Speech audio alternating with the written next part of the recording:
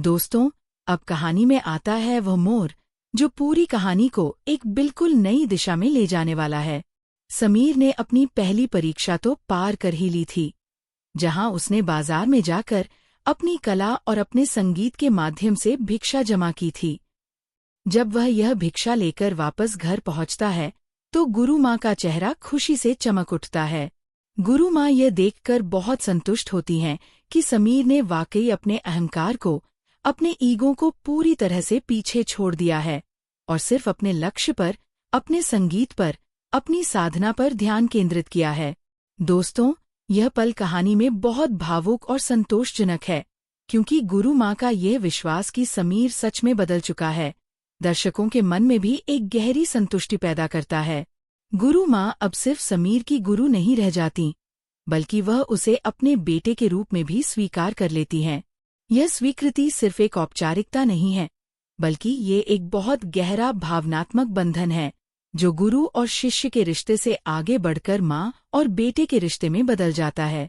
दोस्तों, यह ट्रांसफॉर्मेशन देखना वाकई बहुत दिल छू लेने वाला होगा, क्योंकि ये दिखाता है कि सच्चा प्रेम और सच्चा समर्पण किसी भी रिश्ते को एक नए स्तर पर ले जा सकता है। अब दोस्तों, यहाँ पर कहानी में सबसे बड़ा और सबसे चौंकाने वाला मोड़ आता है। जैसे जैसे समीर अपनी गुरु माँ के साथ ज्यादा समय बिताता है, उनके साथ रहकर उनकी बातें सुनता है, उनके अनुभव और उनकी सच्चाई को समझता है, वैसे वैसे उसकी आंखों के सामने एक बहुत बड़ा सच खुलकर सामने आता है। समीर को यह एहसास होता है कि जिस सौतेली माँ को वह अब तक गलत समझता आया था, जिसके बारे में उसके मन में शायद कहीं न कहीं नाराजगी या गलतफहमी थी, वह असल में कभी गलत थी ही नहीं।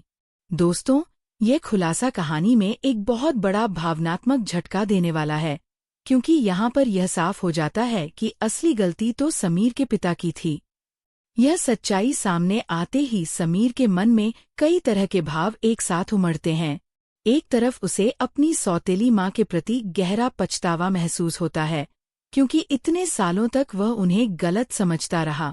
दूसरी तरफ उसके मन में अपने पिता के प्रति भी एक अजीब सी निराशा और दुख की भावना पैदा होती है, क्योंकि जिस इंसान पर उसने हमेशा भरोसा किया, वही असल में सच्चाई को छुपाने वाला निकला। दोस्तों, ये ट्विस्ट कहानी को बहुत गहराई देता है, क्योंकि ये सिर्फ एक साधारण पारिवारिक ड्रामा नहीं रह जाता, बल्कि ये इंसानी रिश्तों की जटिलता, गलतफहमियों और सच्चाई की ताकत को बहुत खूबसूरती से दिखाता है। अक्सर हम अपनी जिंदगी में भी ऐसी स्थितियों का सामना करते हैं, जहां हम किसी को गलत समझ बैठते हैं, बिना ये जाने कि असली सच्चाई कुछ और ही है। समीर का यह एहसास दर्शकों को भी एक गहरा संदेश देता है कि किसी के बारे में राय बनाने से पहले सच्चाई को समझना बहुत जरूरी है। अब दोस्तों, जब समीर को यह पूरा सच पता चलता है, तो वह चुप नहीं बैठता। वह इस स्थिति को सुधारने के लिए, अपनी सौतेली माँ को उनका सही सम्मान और सही जगह दिलाने के लिए एक बहुत बड़ा और साहसी कदम उठाने का फैसला करता है। समीर तय करता है कि वह अपनी सौतेली माँ, यानी अपनी गुरु माँ को अपने साथ वीरगढ़ के राजमहल में लेकर जाएगा। दोस्तों, ये फैसला आसान नहीं है, क्योंकि इसमें बहुत सारी सामाजिक और पारिवारिक जटिलताएं जुड़ी हुई हैं, लेकिन समीर का मन अब पूरी तरह से साफ है। उसे सिर्फ सच्चाई की परवाह है, और वह चाहता है कि उसकी सौतेली माँ को वह सम्मान मिले जिसकी वह असल में हकदार है। समीर जब अपनी गुरु माँ को लेकर राजमहल की ओर बढ़ता है, तो उसके मन में कई तरह के सवाल और आशंकाएं भी हैं। उसे ये नहीं पता कि राजमहल में उसका, और खासकर उसकी सौतेली माँ का, किस तरह से स्वागत होगा। दोस्तों, यहाँ पर कहानी में एक नया सस्पेंस जुड़ जाता है, क्योंकि अब ये देखना बहुत दिलचस्प होगा कि जब समीर अपनी सौतेली माँ के साथ राजमहल पहुँचेगा, तो वहाँ का माहौल कैसा होगा। सबसे बड़ा सवाल ये है कि क्या मोहिनी, जो कि इस राजमहल की एक बहुत अहम किरदार है, समीर की सौतेली माँ को घर में आने देगी या नहीं। दोस्तों, मोहिनी का किरदार पहले से ही अपने आप में बहुत जटिल और भावनाओं से भरा हुआ है, और ऐसे में ये देखना बहुत रोमांचक होगा कि वह इस नई स्थिति पर किस तरह प्रतिक्रिया देती है। क्या मोहिनी समीर के इस फैसले को समझेगी और उसका साथ देगी, या फिर वह इस बात का विरोध करेगी। यह सवाल दर्शकों के मन में एक गहरी उत्सुकता पैदा करता है। दोस्तों, यह पूरा प्रसंग सिर्फ एक पारिवारिक टकराव की कहानी नहीं है, बल्कि ये सच्चाई, न्याय और रिश्तों की असली परख की कहानी है। समीर का ये कदम दिखाता है कि वह अब सिर्फ अपने प्यार यानी रिमझिम को पाने के लिए ही परीक्षाएं पार नहीं कर रहा, बल्कि वह अपने अंदर एक बेहतर, ज्यादा समझदार और ज्यादा न्यायप्रिय इंसान भी बन रहा है। यह उसके किरदार का एक बहुत ही सुंदर और प्रेरणादायक विकास है, जो दर्शकों के दिलों को छू जाएगा।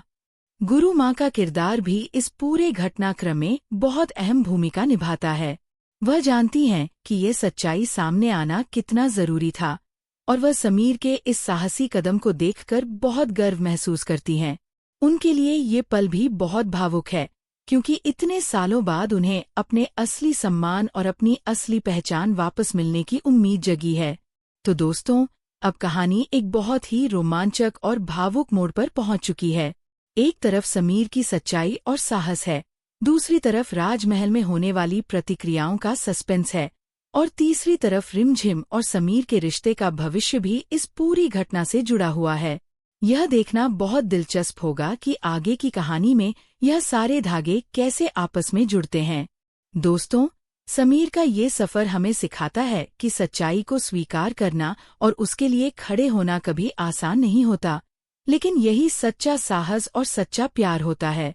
चाहे वह अपनी गुरु माँ के लिए भिक्षा मांगने की परीक्षा हो, या फिर अपनी सौतेली माँ को उनका सही सम्मान दिलाने का साहसी कदम, समीर हर परिस्थिति में अपने दिल की सुनता है और सही रास्ता चुनता है। तो दोस्तों, आपको समीर का यह नया कदम कैसा लगा? क्या आपको लगता है कि मोहिनी समीर की सौतेली माँ को स्वीकार करेगी? अपनी राय जरूर कमेंट बॉक्स में शेयर कीजिए। आगे की कहानी में और भी कई रोमांचक और भावुक मोड़ आने वाले हैं, तो बने रहिए हमारे साथ और जुड़े रहिए ऐसी ही दिलचस्प कहानियों के लिए। दोस्तों, अब बात करते हैं उस पल की, जब समीर अपनी भिक्षा लेकर वापस घर पहुंचता है। जैसे ही वह गुरु माँ के सामने अपनी पूरी दिन भर की मेहनत, अपनी कमाई हुई भिक्षा रखता है, गुरु माँ का चेहरा खुशी से खिल उठता है। गुरु माँ यह देखकर बहुत संतुष्ट होती हैं कि समीर ने वाकई अपने अहंकार को, अपने ईगो को पूरी तरह से साइड में रखकर सिर्फ और सिर्फ अपने संगीत पर, अपनी साधना पर ध्यान केंद्रित किया है। यह उपलब्धि छोटी नहीं है, क्योंकि जिस इंसान की अपनी एक अलग पहचान, एक अलग रुतबा रहा हो, उसके लिए इस तरह विनम्रता से भरा हुआ काम करना वाकई बहुत बड़ी बात है। दोस्तों, गुरु माँ की ये खुशी सिर्फ एक टास्क पूरा होने की खुशी नहीं है, बल्कि यह इस बात की तसल्ली है कि उनका शिष्य सही दिशा में आगे बढ़ रहा है। वह समझ जाती हैं कि समीर के अंदर सच्ची लगन है, सच्चा समर्पण है, और यही वजह है कि वह अब समीर को सिर्फ अपने शिष्य के रूप में ही नहीं, बल्कि अपने बेटे के रूप में भी अपनाने का फैसला करती हैं। ये पल कहानी में बेहद भावुक बन जाता है, क्योंकि गुरु और शिष्य का रिश्ता अब एक माँ और बेटे के रिश्ते में बदल जाता है, जो अपने आप में एक बहुत गहरा और खूबसूरत बदलाव है। अब दोस्तों, यहाँ से कहानी में वह मोड़ आता है जो सब कुछ बदल देने वाला है।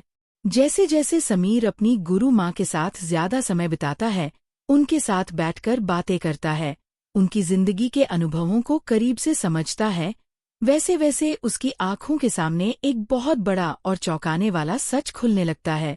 समीर को धीरे धीरे ये एहसास होता है कि जिस सौतेली माँ को वह इतने सालों से गलत समझता आया था, जिसके प्रति उसके मन में शायद दूरी या नाराजगी थी, वह असल में कभी गलत थी ही नहीं। दोस्तों, यह खुलासा बहुत गहरा असर डालने वाला है, क्योंकि यहाँ पर यह साफ हो जाता है कि असली गलती तो कहीं और थी, समीर के अपने पिता की। यह सच्चाई सामने आते ही समीर के मन में एक साथ कई भावनाएं उमड़ पड़ती हैं। एक तरफ उसे अपनी सौतेली माँ के प्रति गहरा पछतावा महसूस होता है, क्योंकि इतने लंबे समय तक वह उन्हें गलत नजरों से देखता रहा। दूसरी तरफ अपने पिता के प्रति भी उसके मन में एक अजीब सी निराशा और दुख भर जाता है, क्योंकि जिस भरोसे पर उसने हमेशा विश्वास किया, वही सच्चाई से कहीं दूर निकला। दोस्तों, यह मोड़ कहानी को बहुत गहराई और परिपक्वता देता है। यह अब सिर्फ एक साधारण पारिवारिक कहानी नहीं रह जाती, बल्कि ये गलतफहमियों, रिश्तों की जटिलताओं और सच्चाई की ताकत को बहुत खूबसूरती से पेश करती है। दोस्तों, हम सबकी जिंदगी में भी कभी ना कभी ऐसे पल आते हैं जब हम किसी को बिना पूरी सच्चाई जाने ही गलत समझ बैठते हैं। समीर का यह एहसास दर्शकों को भी एक गहरा सबक सिखाता है कि किसी के बारे में कोई राय बनाने से पहले सच्चाई को समझना बेहद जरूरी है।